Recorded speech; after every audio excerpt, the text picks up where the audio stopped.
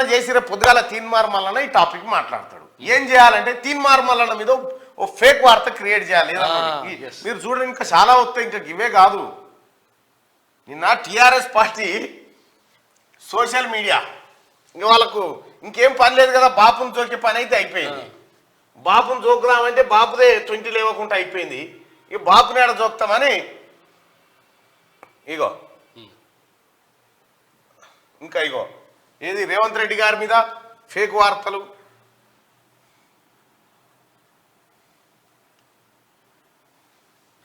ఉందా? ఇగో కాంగ్రెస్ గ్యారంటీలతో నాకు సంబంధం లేదని రేవంత్ రెడ్డి గారు చెప్పిండట. చూడిగా ఇగో వే2 న్యూస్ అనేటువంటి దాన్ని మార్ఫింగ్ చేసి దాని కింద మ్యాటర్ వేసి మొత్తం ఏది సలీం ఫేక్ ఉన్నాడు కదా, ఇదే డ్రామారావు, ఈ డ్రామారావు బ్యాచ్గో ఇది. నిజంగా మీ పరిపాలన నీతి నిజాయితీ అయితే రేవంత్ రెడ్డి గారి మీదనో నా మీదనో ఈ ఫేక్ వార్తలు తయారు చేస్తారు. ఎందుకు ఈ ఫేక్ తయారు చేస్తారు? ఏమవుతుందిరా దాంతో? ఒరిగేదేంది పోయేదేంది? సలీం ఫేక్ ఒరిజినల్ ఫేక్ అవుతాడా? కాదు కదా. ఇక్కడ ఇక టిఆర్ఎస్ సోషల్ మీడియా ఏమంటారంటే కేసీఆర్ ల్యాండ్ క్రూజర్లే కొనలేదా, బదనాం లేపి రేవంత్ రెడ్డి గారే కొనుక్కున్నామని చూసిన అంటారు. నేను కడియం శ్రీఆర్ గారు చెప్పిండు, అవును ల్యాండ్ క్రూజర్లు కొన్నాం, తప్పేంది అంటున్నా ఆయన. చూసుకో ఇగో ఇటువంటి బటవాయిలు అన్నట్టు ఈ టిఆర్ఎస్ పార్టీకి సంబంధించినటువంటి లీడర్లు. కాంగ్రెస్ గ్యారంటీలతో నాకు సంబంధం లేదని రేవంత్ రెడ్డి గారు చెప్పిండట. ఆయన ముఖ్యమంత్రి, నాది బాధ్యత అని చెప్తా ఉంటే ఇగో ఇటువంటి ఫేక్ వార్తలు, ఇగో ఫేక్ న్యూస్ అన్ని తయారు చేసుకుంటా ఉందా. ఇక తీన్మార్ మల్లన్న ఇప్పుడు అలా బాధ ఏంటంటే ఎట్లా చేసి ఓటు వేయాలి, లేకపోతే రేపు పొద్దుగాల బట్టలు ఇప్పుతాడు మళ్ళీ మార్నింగ్ న్యూస్లో ఈ కాళేశ్వరం కథ బయటకు వస్తుందని ఇదోటి ఈ చర్చ పెట్టాలని, ఇదో చర్చ పెట్టాలని వాళ్ళ ఇవన్నీ చూసి చదివి ఉన్నాను అసలు నేను. ఇవన్నీ నేను చదివి ఉన్నా. ఇగో ఇట్లా తీన్మార్ మల్లన్నపై సీఎంకు ఫిర్యాదుల వెళ్ళు అని చెప్పి ఇదే మార్ఫింగ్ చేసి ఇగో ఇదే కథ. ఇది ఎవడు చేస్తా ఉన్నాడో అందరికి ఎరికే. రామా ఇగో గివే, నీవు ప్రజలకు మంచి చేయడం ఎట్లాగో శాత కాదు, నీ పని అయిపోయింది. అధికారం పోతే ఏం చేయాలో అర్థం కాక పిసలేసినట్టు అవుతా ఉంది. తీన్మార్ మల్లన్నపై సీఎంకు ఫిర్యాదుల వెళ్ళమన్నట. ఎవడరా చేసినాడు? ఒకరిని చూపి లంగ కథలు కాకపోతే ఏంటి ఇవి? ఒకరిని చూపిరా. మీ బట్టలు ఇప్పి మీ భూ కబ్జాలు మీ కథ మీ లెక్క అంతా బయటకు వస్తుంటే జీర్ణించుకోలేక అటు రేవంత్ రెడ్డి గారి మీద, ఇటు నా మీద, ఇటు కాంగ్రెస్ పార్టీ ప్రభుత్వం మీద, ఇటు మంత్రుల మీద ఇంకా నట కేటీ రామారావుకు ఇటు దుద్దిల శ్రీధర్ బాబుకు మధ్యలో ఆ నాటి ఐటీ మినిస్టర్ నేటి ఐటీ మినిస్టర్ అని ఇద్దరిది పెట్టి ఆయన ఎట్లుంటుండే ఈయన ఎట్లుంటుండే అని పెడతా ఉన్నది. అందుకే కేటీఆర్ది ఈయన ఐటీ పితామహుడు లెక్క, ఎవరు కేటీ రామారావే ఐటీ పితామహుడు అన్నట్టుగా, ఐటీ ఆయన పుట్టినాకనే కంప్యూటర్ పుట్టింది అన్నట్టుగా. ఇక బంద్ చేయమని రామారావు సిగ్గు అనిపిస్తుంది అది చూస్తూ ఉంటే, నీ వ్యవహారం చూస్తూ ఉంటే. ఐటీకి ఈయననే అంగ్లాగేసినట్టుగా మీరు ఎన్ని కథలు పడ్డా మీ పని అయిపోయింది, మీ దుకాణం ఒడిచిపోయింది.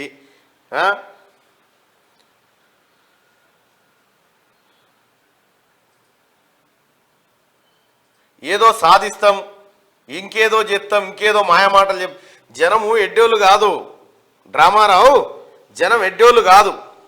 ఇగో గతంలో నేను టీఆర్ఎస్ పార్టీలో చేరినట్టుగా ఇట్లా కరెక్ట్గా కరెక్ట్ ఏదన్నా పెద్ద అంశం రేపు పొద్దుగాలు ఎత్తుతాడు అనుకున్నాగానే ఓటేస్తారు. ఎన్నికల ప్రచారం ఉన్నప్పుడు ఇంకా చాలా వస్తాయి ప్రజలారా. సుదర్శన్ వెళ్ళిపోతుంది అవుట్ అని సుదర్శన్ వెళ్ళిపోయిందని ఊరి అమ్మ మీరు ఇటువంటి మార్ఫింగ్లే ఇటువంటి కథలే.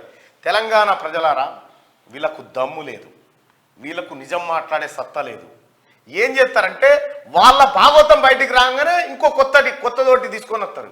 మేము గవిటంట పడము, గవిటి చేయము, లైట్ తీసుకుంటున్నాం, చాలా లైట్ మాకు చాలా రైటు, మాకు చాలా మీ భాగవతం అయితే మిమ్మల్ని ఒక్కరిని కూడా అవినీతి చేసి ఇక ఇది వేస్తే కేసీఆర్ గురించి తక్కువ కేసీఆర్ గురించి కాదు మేడిగడ్డ మాట్లాడదాం. నేను చెప్పలే ప్రజలారా, 2016 నుంచి మొత్తుకుంటున్నా, ఇది ఉత్తదేరా, ఇది మనని కాపాడది, దీన్నే మనం కాపాడాలని చెప్పిన.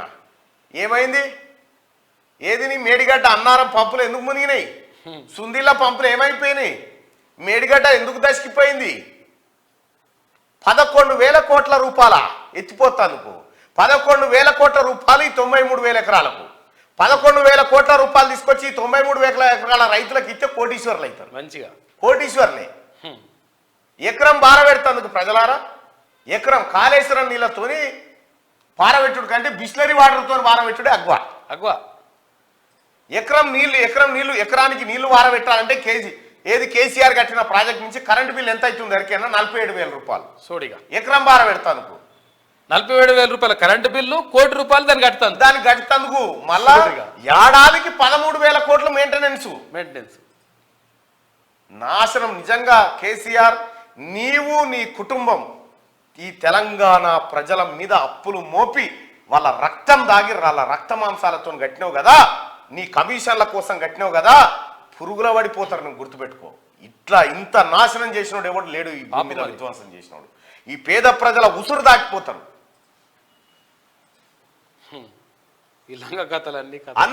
అన్ని లంగా కథలే.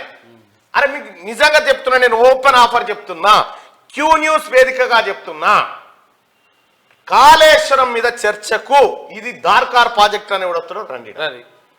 మునగాడు రండి. అలా ఏ మునగాడు నేర్కొస్తావో రాని.